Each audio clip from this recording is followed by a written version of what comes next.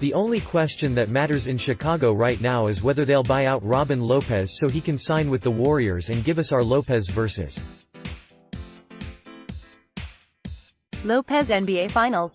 The losses keep piling up, but Kevin Knox is coming into his own. He has scored in double figures in 17 of his last 20 games, averaging 16.8 points, 5.4 rebounds and 1.3 assists per game, shooting 37.3% on three-pointers since the beginning of December. They may have the worst record and point differential in the league, but for one night, at least, they were better than the legendary Los Angeles Lakers. Also, Colin Sexton is shooting 43.8% on threes over his last 10 games.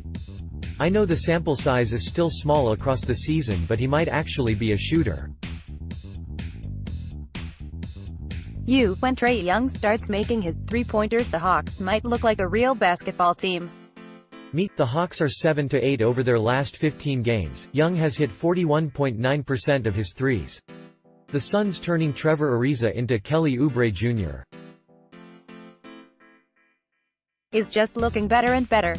This week, he averaged 22.0 points, 5.7 rebounds, 2.7 assists, 2.3 steals and 1.0 blocks per game, shooting better than 50% from the field and 40% from the three-point line. Meanwhile, Trevor Ariza got to watch this mayhem in person. Imagining the swarming defensive potential of a Jonathan Isaac, Aaron Gordon, Mo Bamba frontcourt was really fun this summer. That group has played 23 minutes together, scoring 81.8 points per 100 possessions and surrendering 112.8. Trade deadline, here we come. Since John Wall announced he was undergoing season-ending heel surgery, the Wizards are 4-3 and outscoring opponents by an average of 4.8 points per 100 possessions. During that stretch, Otto Porter is averaging 16.0 points, 5.3 rebounds, 1.9 assists and 1.7 steals per game, shooting 45.7% on three-pointers. It's like some sort of obstacle has been removed from the team's path. The Pistons have stopped winning close games, which basically means they've stopped winning games. On December 1st, they beat the Warriors and moved to 13-7 on the season.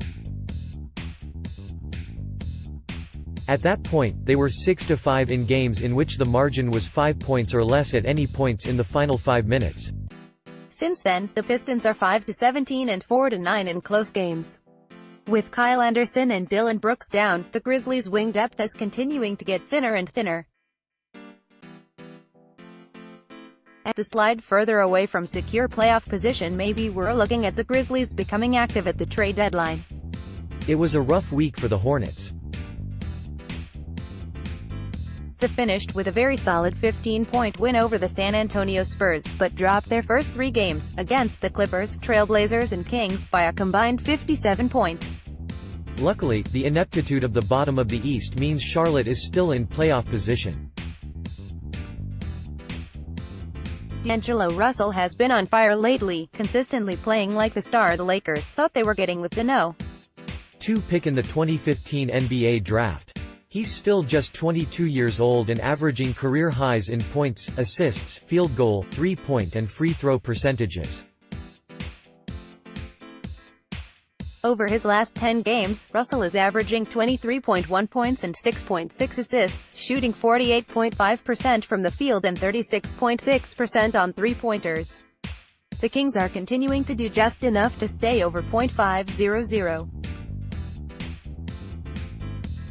Although they have a better record than the Mavericks, Timberwolves and Pelicans, their per 100 possession point differential is negative for the season and significantly lower than all 3 of those teams. Winning close games has helped the Mavericks stay afloat barely, and the late-game heroics of Luka Doncic have been key. In clutch situations this season, Doncic is averaging 36.7 points, 6.6 rebounds and 4.1 assists per 36 minutes, shooting 52.2% from the field and 38.1% on three-pointers. Tom Thibodeau was fired last Sunday and the Timberwolves responded with a strong week, dropping a close game to the Mavericks but picking up key wins over the Thunder and Pelicans. Under new head coach Ryan Saunders, Karl Anthony Towns is averaging 25.7 points, 15.7 rebounds, 2.0 assists and 2.7 blocks per game, shooting 51.7% from the field and 37.5% on three-pointers. Justice Winslow has continued to play like the star he was supposed to be, and his rebirth at point guard is what has saved the Heat season. What comes next, who knows? But for now, the Heat are winning. The shadow of Anthony Davis's happiness is cast over everything the Pelicans do right now, and making the playoffs is of the utmost importance. Right now, 538 gives New Orleans a 51% chance of making the playoffs, tied with the Spurs for the 7th best odds in the West. If they can make their way into the postseason, then they can focus on what comes next. The Lakers are now 3-7 since LeBron's Christmas Day injury, getting outscored by an average of 3.6 points per 100 possessions. In the grand scheme of things, these games are mostly meaningless. The Lakers won't miss the playoffs, and how they perform without LeBron doesn't really offer much information about their future. What it does is change perception, build pressure and, theoretically, make the Lakers more likely to be active at the trade deadline. Yusuf Nurkic has been a monster for Portland recently. Over his last 10 games, Nurkic is averaging 17.3 points, 10.9 rebounds, 3.9 assists, 1.7 blocks and 1.5 steals per game, shooting 58.8% from the field. For the season, the Blazers have been better by 14.0 points per 100 possessions with Nurkic on the floor, the best such mark on the team. The Clippers have been really sliding lately, with the biggest issue being their defense bottoming out. In 4 games this week they allowed an average of 113.9 points per 100 possessions against the Hornets, Nuggets, Pistons and Pelicans. Over his last 11 games, James Harden has scored 40 or more 9 times. The other 2 games, he's finished with 38. In the Rockets' last game, his first since it was announced Clint Capella would miss 4 to 6 weeks with an injured thumb, Harden dropped 57.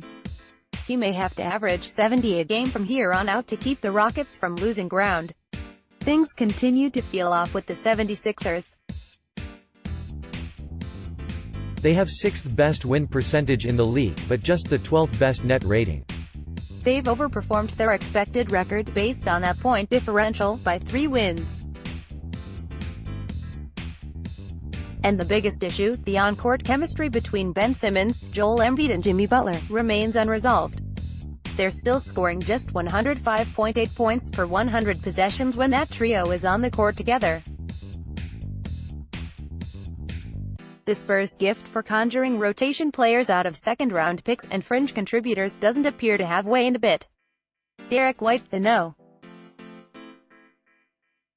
29 pick in last year's draft, it is averaging 16.0 points, 4.3 rebounds and 3.7 assists over his last 10 games, shooting 63.2% from the field and 50% on threes.